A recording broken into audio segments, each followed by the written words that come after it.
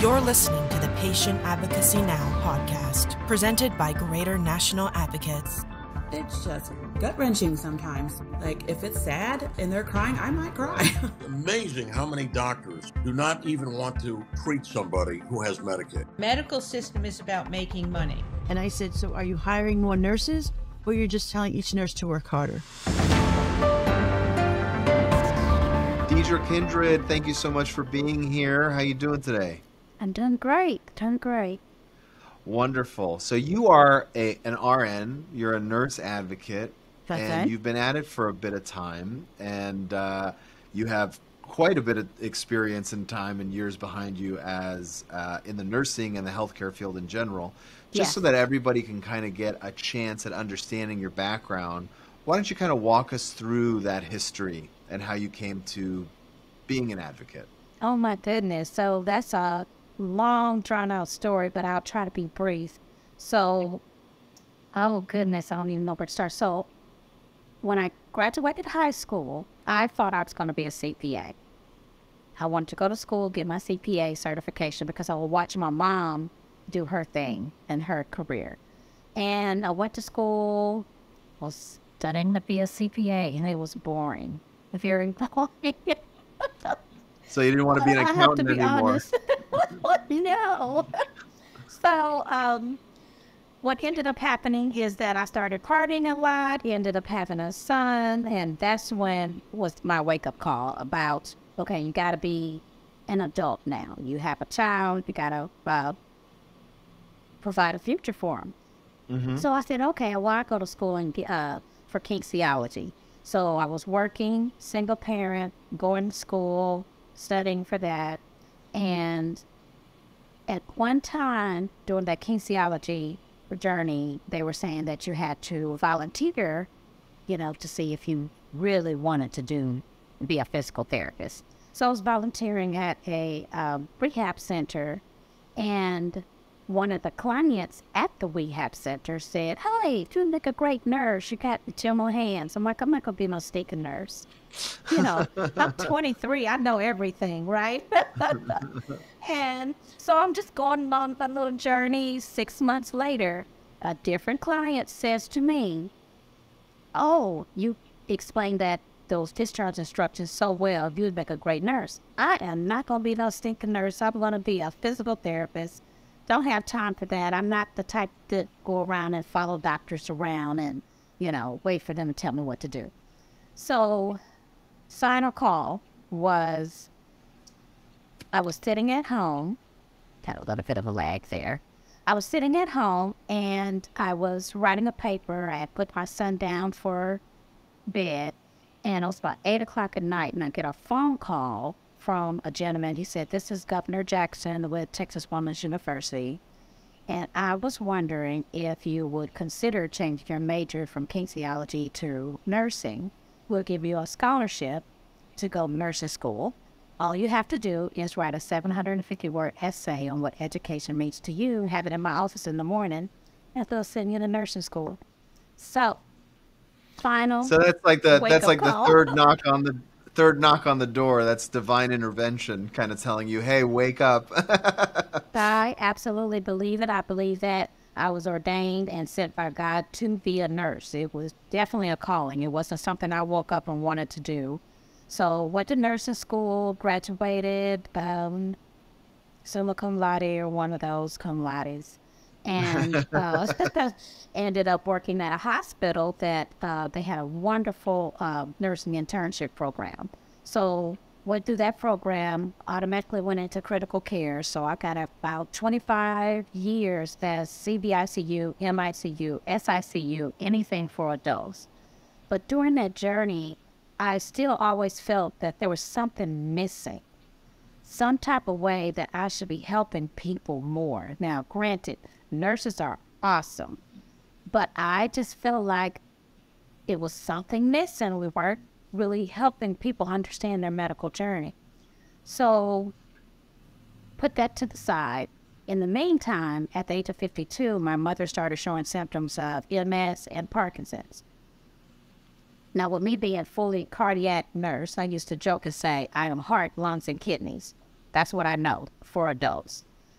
I could do ventilators, CRT machines, that type of thing, help you recover from bypass surgery with my eyes closed. When it came to my mom showing these symptoms of MS and Parkinson's, I had to go back and I had to kind of like, okay, let me refresh on neurological disease processes. Not only that, I had to beg, borrow, plead with my boss to get off of work so I could take my mom to the doctors. So she ended up having five. She ended up having 5 physicians. So they did diagnose her with Parkinson's. They diagnosed her with MS. She had already had asthma where she had to go and get allergy injections during like seasonal changes here in Texas every month. So she had to go get the allergy injection. Then because of the Parkinson's/MS, she started to develop some full swallow difficulties. So that added a GI specialist. So she had a neurologist, a pulmonologist, a GI specialist, an oncologist because she also had colon cancer. And she had a primary care physician. So navigating with those 5 physicians who didn't have time to talk with her, didn't have time to sit with her and say, hey, this is how your disease processes intertwine. I needed to be at those doctor's visits with her. And so when I would go to my supervisor to ask to get time off to go to those doctor's visits, it was like pulling teeth from a grizzly bear. That made me so angry. That you couldn't get time off? That I couldn't get time off because it was always an excuse. So we don't have a nurse that does balloon pumps. So we don't have a nurse that, is qualified to do open heart surgery recovery. We don't have this. We don't have that. But I have one mom. You have several nurses, but the hospital's refusal, and that's another sticky bucket, they don't want to train all the nurses in the same manner on the floor. So it gets to be very frustrating. I was training nurses. I was orientating nurses. I was on hospital organization committees. I was on hypothermia committees. So all that to say, I felt like the hospital wasn't there for me and my mom when it should have been. Right. So it made me say to myself, what if I was a layperson? What if I had no clue about medicine and my loved one needed to go to the doctor and I couldn't get off of work so I could be there with them? Who's helping those people? So fast forward a few years later, after a couple other businesses I'd had, I was talking to another person, accountability partner, so to speak. I said, oh, it would be a great idea if I could start a business, if I could say I can go to the doctor's visits with people, really help them understand, because medications and doctor's visits are where the magic happens. And my friend said, you ought to do that. You ought to get in this business plan competition and you ought to pitch your business idea. And I was like, I'm not doing that. Just kind of pushing it off and putting it back. Well, finally I pitched in the Fort Worth Startup Weekend competition. I won 3rd place. I was the only business that really launched. So that gave me fire underneath my belt to say, you know what, this is something great. Then that made me research it even more, and I ended up finding about other organizations such as Health Advocate X, the Alliance of Professional Health Advocates, Greater National Advocates. I was like, wow, there are resources out here for people who want to help by being an advocate for the public. So it's funny that even as a nurse, and a nurse with decades of experience, you still didn't know that there were resources out there. No, because here we go with the hospital healthcare system. They want you all to themselves. And then they limit you by the resources that they have available. So as an advocate in the hospital, you are an advocate for the hospital. They're going to give you the resources that they will allow you to talk about. And then they're going to give you a certain time limit that you can talk to the patients, because we're not helping these people learn what's next. Right. Yeah, I think there's a big difference that people need to realize, that an independent advocate is vastly different than an advocate the hospital might assign you. If you were talking to a layperson who has no experience or understanding of the healthcare system, how would you explain the difference between a hospital advocate and an independent advocate? Okay, great question. So an independent advocate will work under their scope of practice. So as a nurse, there's a certain scope of practice that I can help you with. I can help you with disease processes, how they intertwine, medications, navigating what's next. A hospital advocate comes to work in the morning.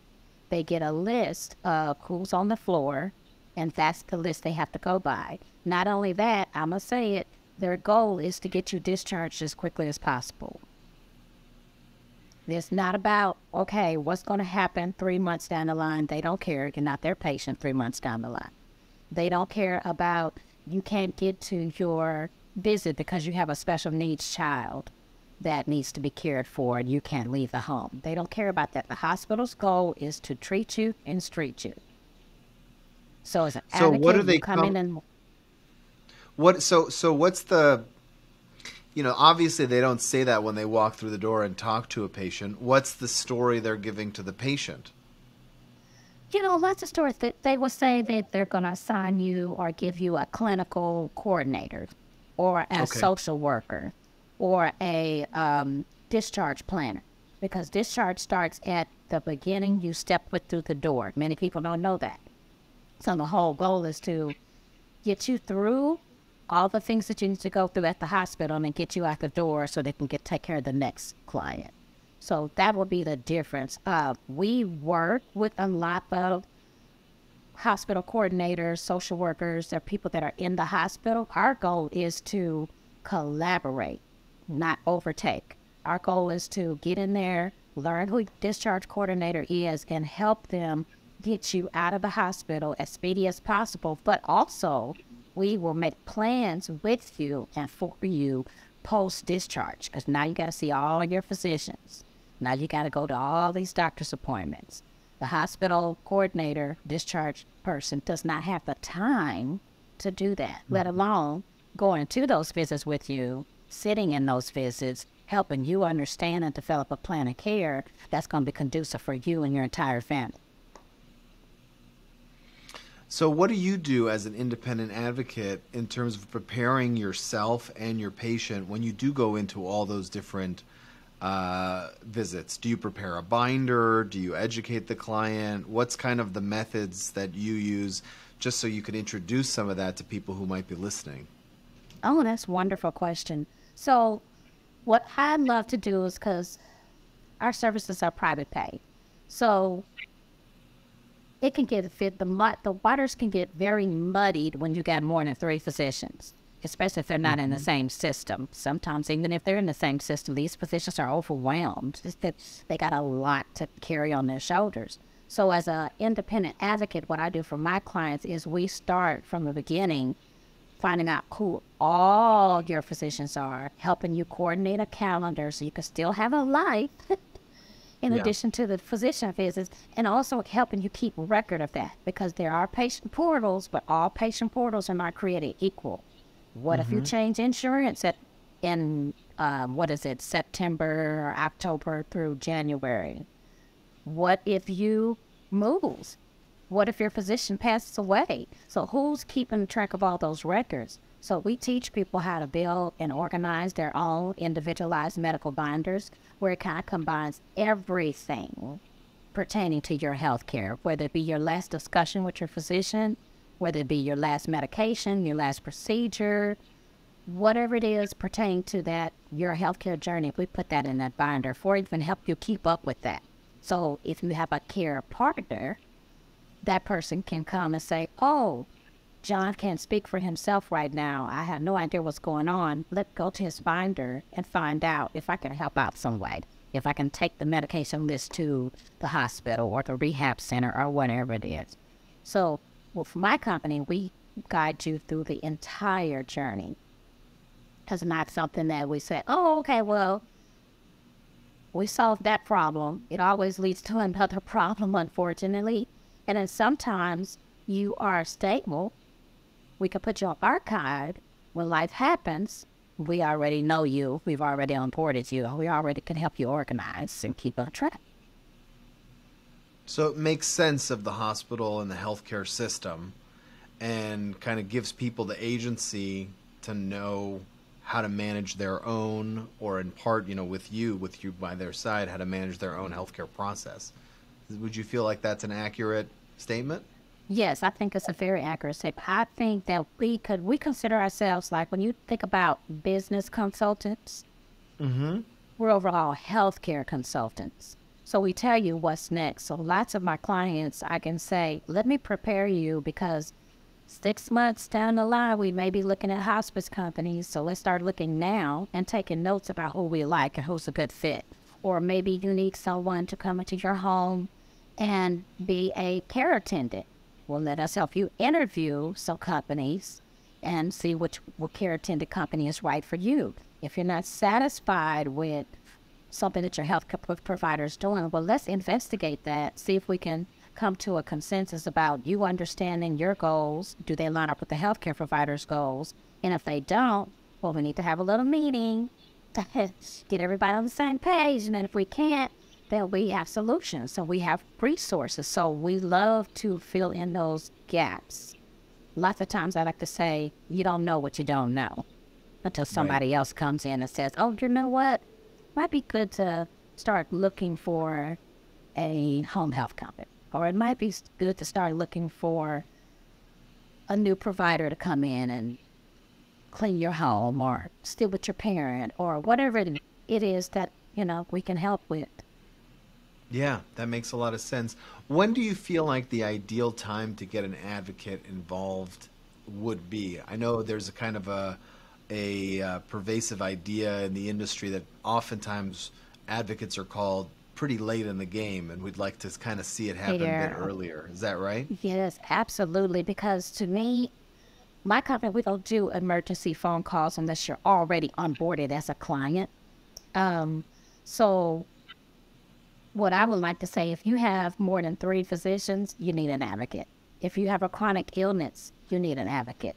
If you have a full-time job and you're trying to navigate all that for you or your loved one, you need an advocate. If you're confused about a new diagnosis, you need an advocate. I say the best time to get an advocate is by physician number 2. Okay.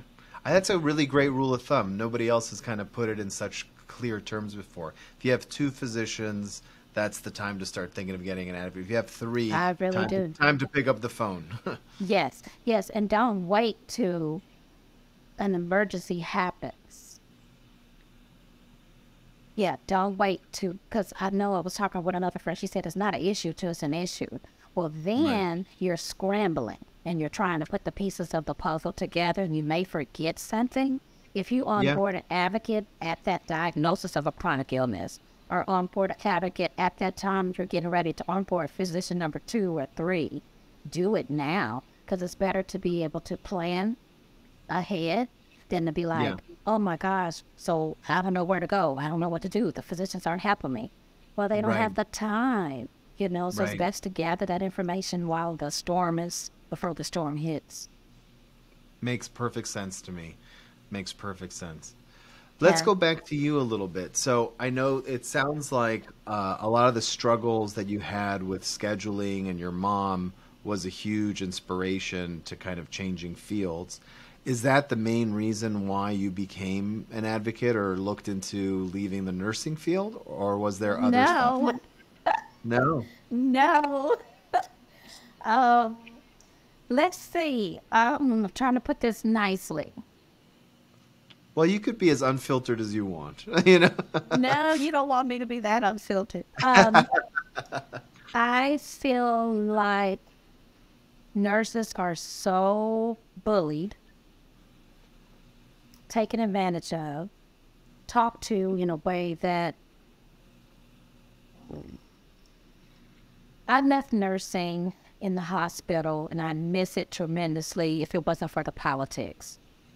Upper management, they have a certain idea that's followed by the dollar sign, whereas lots of nurses, we really want you to succeed.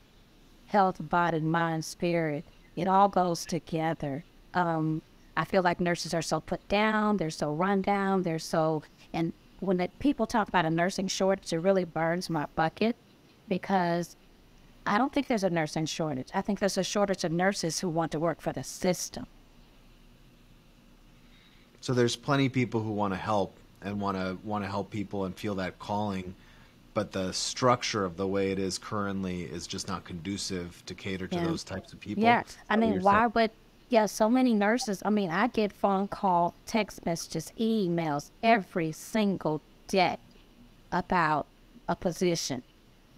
And it irritates me, John, because some of these people who are calling, they've never been in the hospital at the bedside before. They have no clue what it's like. So I'm an advocate for the nurses who are at the bedside. I'm an advocate for those housekeeping. I'm an advocate for anybody that's working in the hospital that is run down and taken advantage of. And it's bad. If they would have treated nurses in a better way years ago, they probably wouldn't have this problem. Now, I will say on another side of that coin that there is a shortage of nurses who are retired. There's nurses who are retiring out of the field. So now they're trying to recruit nurses, in the schools and things like that. But at the same token, it's the culture. It needs to start with the culture within the system. If they could change that culture within the system of making nurses feel appreciated, respected, needed, instead of making nurses feel like they're a dime a dozen, or a nurse is a nurse is a nurse. I do not believe that philosophy. Nurses are trained in different realms, just like physicians are. And the system has to change, and the culture needs to change in order for it to get more nurses to want to go into the system. Do you see it getting worse with time, or it is getting worse? Absolutely. Because whenever one of my clients goes into a rehab or the hospital or the doctor's office, my main goal is to help that nurse who is taking care of my client have a better day as well. If How do you do that? Nurse feels, oh my goodness, it's just, I don't know, we have a way of talking with one another. It's just like the human aspect. Hey, how was your day? How many patients do you have today? Is there something that I can do to help you with my client while I'm here? Just making that talk about appreciation. I appreciate what you do. I've been on the other side. I know what it's like. If there's anything I can do to help you, or thank you, you're doing a great job, or I really appreciate your knowledge and your expertise. Can you help me with whatever it is that for all the staff there? People wonder why people don't want to go to nursing school. It's a reason. Yeah. And you know what I hear in that too is learning to navigate the healthcare system like that also makes you more welcomed in the healthcare system. And so you probably have no problem getting into the hospitals you work because they love seeing you. That you're the one who. I don't know about that. Really? You make their job easier, it sounds like.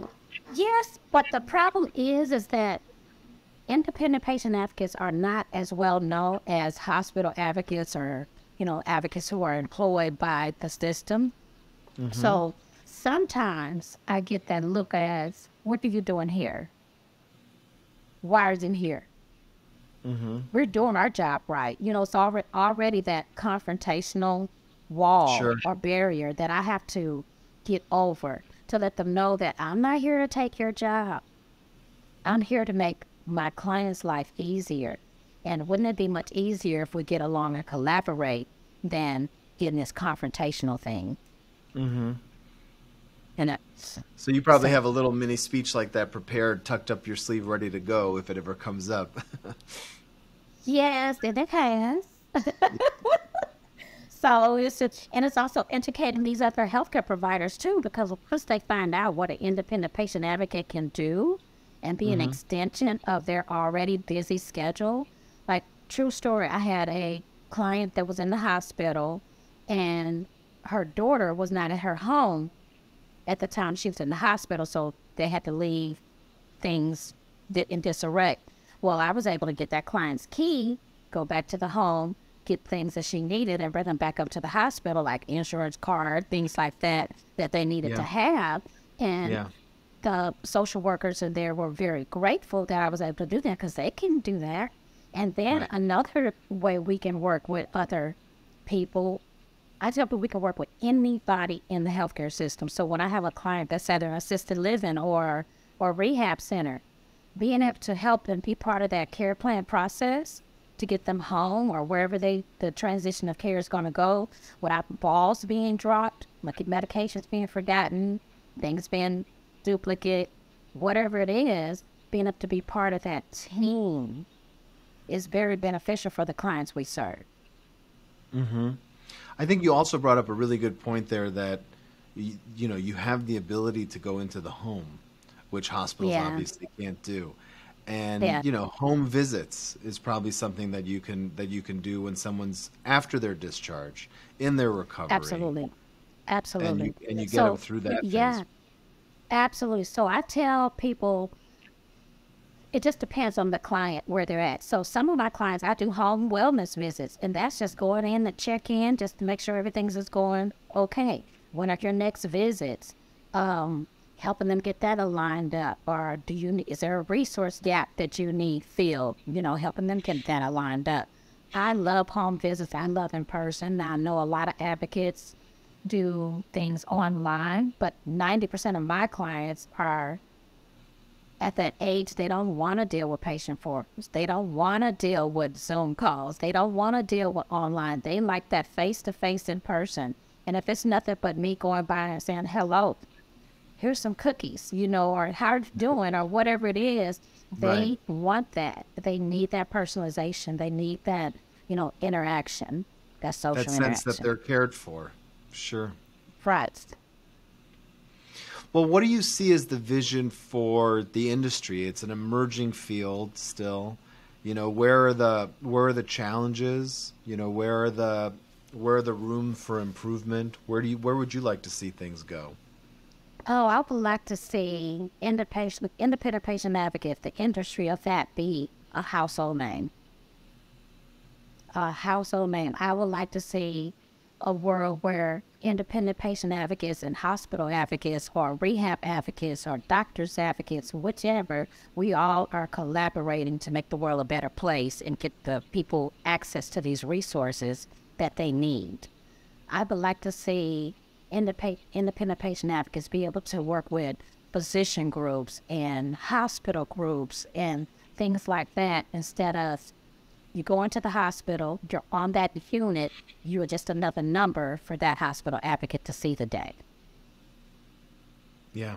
We love getting to know our clients, body, mind, spirit, socially, all that goes into healthcare. And this has awakened my belief in nursing again, because I feel like I'm doing real nursing out here in the world, instead of being under a system that's basically, you got to do it this way. It's a ceiling. There's only so much you can do to help people out.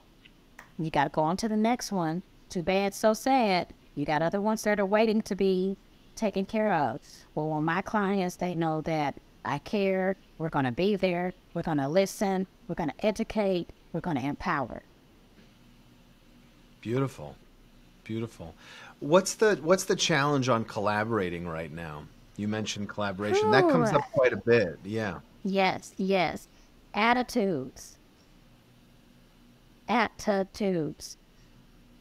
don't know where it stems from. I don't know but the culture within healthcare is such a bullying system. It's like, who has the biggest ruler? Yes. It's all about, oh, well, I'm smarter than you because I'm physician XYZ, or you're just a CNA, or you're just a housekeeper. I disagree with that. And also, I think a lot of the hurdles come through physicians or health care providers themselves not listening to the family members who are with that client every day, all day. And then you want to come in as a nurse or physical therapist, occupant, will fill in the blank, just an HCP, and tell them how it should be without helping them to get to how it should be. Do you understand what I'm saying? Yeah. You're dictating, oh, you need to do this, this, and this, and I'll be back or I'll see you back in a few weeks. and, you know, I expect all these things to be done. What about helping people get to that place? That's what independent patient advocates can do for you. Yeah, absolutely. Well, if someone is inspired and wants to reach out and work with you directly, what's the best way for them to get a hold of you?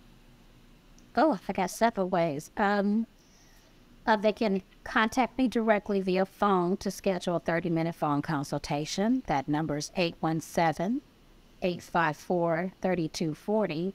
Or you can go to my website, which is www.yourhealthcarenurseadvocates.com. We have several classes on there that we like to promote to educate the community. Or you can email me at Deidra, Deidra, at yournurseadvocates.com. Put an S on the advocates.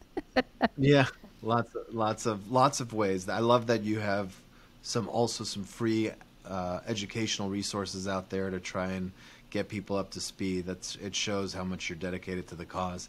Deidra, Kindred, thank you so much for sharing all of your wisdom and your story. Is there any last kind of parting words that you have for people before we sign off? Not that I can think of. I mean, I love independent patient advocates. I love the industry. You do not have to be a nurse to be an advocate. I say if you're searching for an advocate, really research that advocate, see what their background is, see what their experience is, because, you know, all advocates are not the same. There are advocates that do medical navigation, billing navigation. There are advocates who help you navigate, not sell insurance. There are advocates who help you fight appeals. There are advocates that are nurses that we all have different backgrounds. So don't be scared or frightened to reach out to an advocate. Maybe that advocate may not be the right one for you. Then maybe they can get you to another advocate that can help. So we're a team. I think that's a great point. You know, like looking into someone's background. I mean, you have extensive background in cardiovascular as an example. So if someone's dealing with that issue, you are like the gold standard of what to be looking for in a nurse advocate. And you have other obviously areas of specialty areas as well. So it's a great piece of advice. And I think you're right. If most of the advocates I've spoken to in this process, if they're not the right advocate, but they feel like they know someone who is, they're not shy to refer out. I mean, there's that idea that people tend to become advocates because they want to help. So if they know how to help, even if it means not working with them, they're more than happy to reach across the aisle and make an introduction. Absolutely. Because I just feel like in this industry particularly, I feel so inspired. I feel like these people that are meeting, these advocates, they want to help whichever way they can. Unfortunately, right now, most of the advocates are private paid. So there are those out there who may not be able to afford an advocate, but don't let that stop you, because there are things that advocates such as myself are creating programs that are, you know, affordable. You know, it starts with you, and don't be scared to reach out to an advocate any day, anytime. Thank you so much. Well said. Thank you so much, Deidra. Thank you.